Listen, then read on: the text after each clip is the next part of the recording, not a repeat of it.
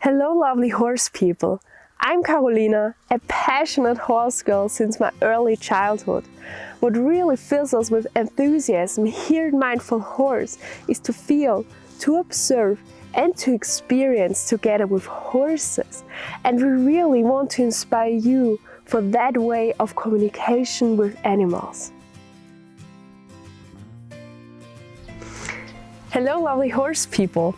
So a recent topic that came up quite frequently for my clients at the moment is how to deal with young geldings that are quite mouthy or like to bite. So this is Bilbo. He's a 3-year-old Hutzule, and as he's a really young gelding, he likes to play a lot. And while he's playing, he also likes to bite, and he's quite mouth fixated. And if you don't know how to handle this properly, this situation can become a huge problem with your horse. So let's talk about 3 questions you can ask yourself when dealing with this kind of situation, when you have a young horse that is mouth fixated and when you have a horse that would bite you quite frequently. So the first question you should ask yourself is, where does the behavior of biting come from naturally?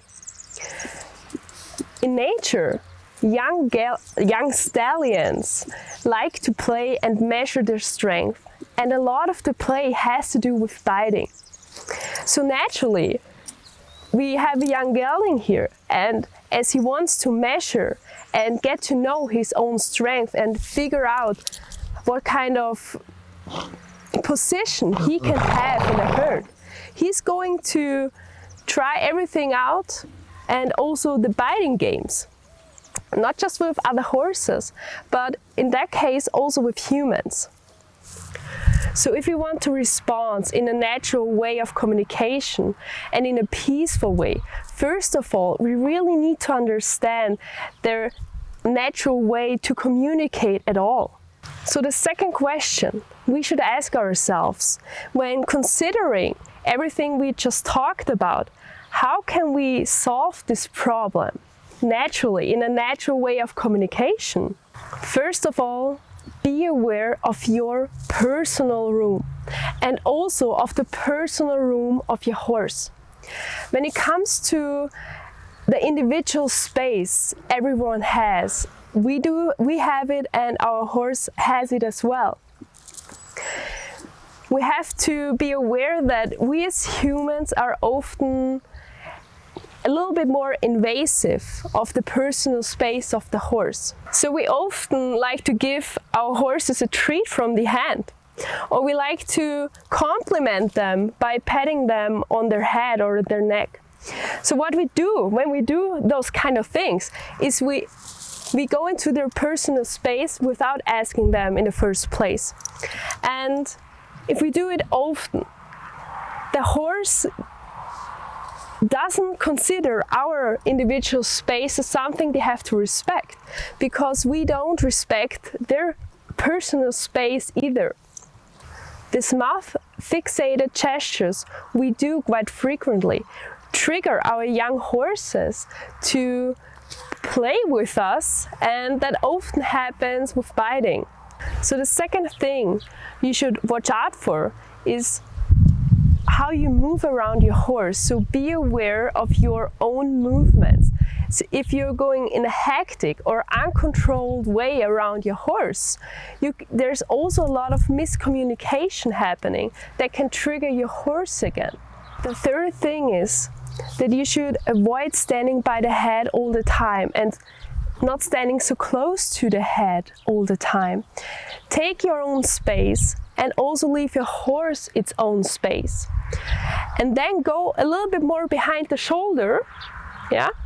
So the head is not always right next to you. So what I like to do when I compliment my horse is scratching my horse on the withers.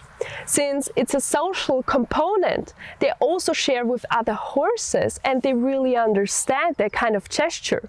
So the fourth thing I want to share with you, when you consider everything I've just said and you stand a little bit further behind the head and the shoulder, and you're not always invasive into the personal space of the horse. Yeah. And your horse, let's say your horse moves away here because he wants to come with the head towards you, then you just move with your horse. And then ignore the behavior itself, because it's just a game. The horse doesn't want to do necessarily anything aggressive towards you. It can happen that biting is meant in an aggressive way, but that just happens when we are too invasive. And the horse usually tells in a lot of little and subtle signs beforehand that there's something wrong. But if it's just a game, they usually start immediately to come with the mouth towards your hand or your arm. That's how you can really differ an aggressive behavior and a behavior that's coming from a place of game and just trying out how far the horse can go. So I want to show you what happens with Bilbo when I start being a little bit more mouth fixated. So if I go into his space and I start to just do a little bit of in his mouth, you can see that he's already playing with me. He starts immediately to say, okay, yeah, let's play around. And today he's super calm. He was the whole day in the pasture, and we worked with him for quite a few months now that he doesn't do it that aggressively. And even he does, it depends on the day, he does it a little bit more and sometimes a little bit less. But it's super important to keep all those things in mind, and then to start going a little bit more backwards. And when he does start nibbling on your hand, really ignore it. It sounds a little bit weird because we think that we have to do a lot to stop that kind of behavior, but it's a game, and a game is only fun when you play with the horse. So if your horse would come towards you when you're back here, because you're complimenting your horse or brushing your horse or saddling your horse or whatever you do, and I will demonstrate it now because he stands really calmly here, is that you move just with him, yeah? And you basically ignore this kind of behavior, what he's doing right now, because as long as it's just a game, it's only fun for him to play if you play with him. And if you don't give it any kind of attention, it will get boring over time and he will stop. And you don't have to be rude or invasive towards your horse to stop this kind of behavior, because it is a natural behavior. If you really take those words by heart, I promise you that the problem will change. But first of all, you need to change your behavior and your approach towards your horse. There's one last question I want to answer in this topic. Why hitting is never a long-lasting solution. If you have an introverted horse, your horse will get head shy over time. And if you have a more extroverted horse, you will trigger the playing game more often again. I would love to hear in the comments down below if this video helped you and your experience with a Mouthy horse. Also make sure to like and subscribe to our YouTube channel. We release regularly a new video, and yeah, so you will be updated.